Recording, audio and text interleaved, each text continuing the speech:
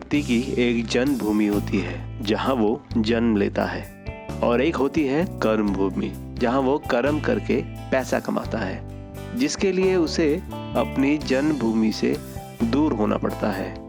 ये दूरी इतनी अधिक बढ़ जाती है कि वक्त ही नहीं निकल पाता कि वो अपनी जन्मभूमि को याद करे। आज की मेरी कहानी इसी विचार को केंद्र में रखकर लिखी गई है, जिसका शीर्षक है मेरे गांव की छांव। राकेश एक बैंक में कर्मचारी है। अच्छा खासा वेतन पाते हैं। दिल्ली जैसे शहर में उनका अपना मकान है जहां वो अपने बीवी बच्चों के साथ रहते हैं। बड़ा बेटा राहुल और छोटी बेटी रीना दोनों स्कूल जाते हैं। एक दिन राहुल ने अपने पिता से पूछा, पापा इस बार हम गर्मियों की छुट्टी में कहाँ जाएंगे? राकेश ने एकदम से ही कहा कि हम गांव जाएंगे।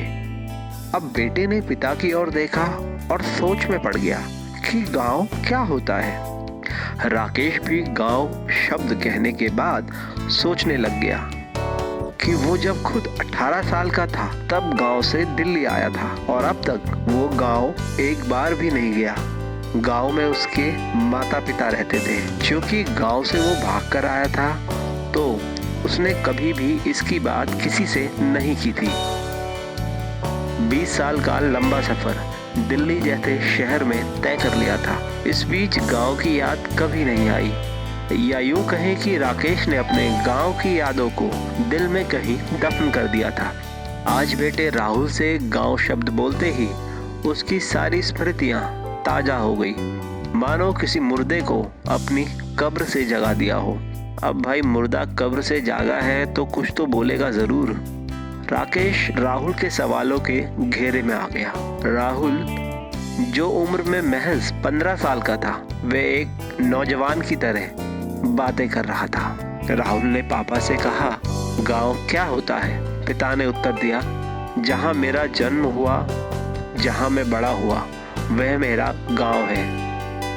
राहुल ने कहा, और मेरा गांव ये है जहां हम रह रहे हैं? पिता ने हाँ में सिर हिला दिया। माँ दोनों की बातें चुपचाप सुन रही थी। वहीं राहुल के सवालों में बहन रीना के सवाल जुड़ गए। रीना बोली, हमें आप आज तक गांव क्यों नहीं ले गए? पिता खामोश हो गया। पिता की खामोशी को भांपते हुए माँ ने कहा, तुम अभी छोटे हो, जब तुम बड़े हो जाओगे तो हम तुम्हें गांव ले जाएंगे। बच्चों के सवाल दोनों को हराने लगे। बोले, मम्मा हम 5 साल के थे तब आप कहती थी कि तुम बच्चे नहीं रहे, बड़े हो गए हो, तो फिर पापा हमें गांव क्यों नहीं ले गए? हम अक्सर छुट्टियों में नाना नानी के घर जाते थे, पर दादा दादी के घर क्यों नहीं जाते थे? बच्चे मानो इतिहास के हर एक पन्ने को खोलकर राकेश और उसकी पत्नी को आईना दिखा रहे थे।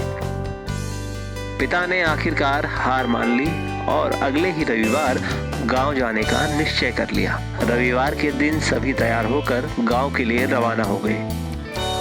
राकेश अपने गांव पहुंचा तो वहां की आबो हवा में वो सब कुछ भूल गया।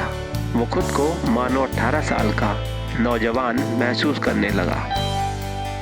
एकाएक उसकी नजर गांव के अपने घर के आंगन पर पड़ी, जो कुछ अजनबी सा लगा। तभी वहां एक व्यक्ति निकल कर आया और बोला, आप राकेश बाबू हैं? हाँ। आप बैंक में काम करते हैं? राकेश ने हाँ में उत्तर दिया। राकेश ने पूछा, इस आंगन में ये आम का पेड़ कहाँ से आया? वो व्यक्ति बोला, जब आप यहाँ से गए तो आपके अम्मा बाबूजी ने लगाया था और कहते थे कि एक दिन राकेश आएगा और इस आम के पेड़ से आम खाएगा, उसे आम बहुत पसंद है। राकेश ने पूछा, अम्मा बाबूजी कहाँ हैं? उस व्यक्ति की आंखें भर आई और वो तस्वीर पर टंगी माला की ओर इशारा करते हुए रो पड़ा।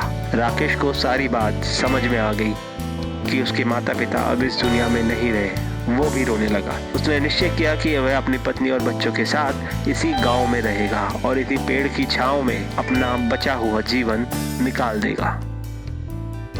कहानी का भाव यह है कि हमें हमेशा अपनी जड़ों से जुड़ा रहना चाहिए, चाहे हम कितने भी बड़े पेड़ क्यों ना हो जाएं। आपको मेरी कहानी कैसे लगी हमें कमेंट बॉक्स में लिखना न भूलें। हमारे पेज को लाइक और सब्सक्राइब जरूर करें, बेल आइकन जरूर दबाएं ताकि अगले आने वाली कविता कहानी का नोटिफिकेशन आपको मिल सके। धन्यवाद।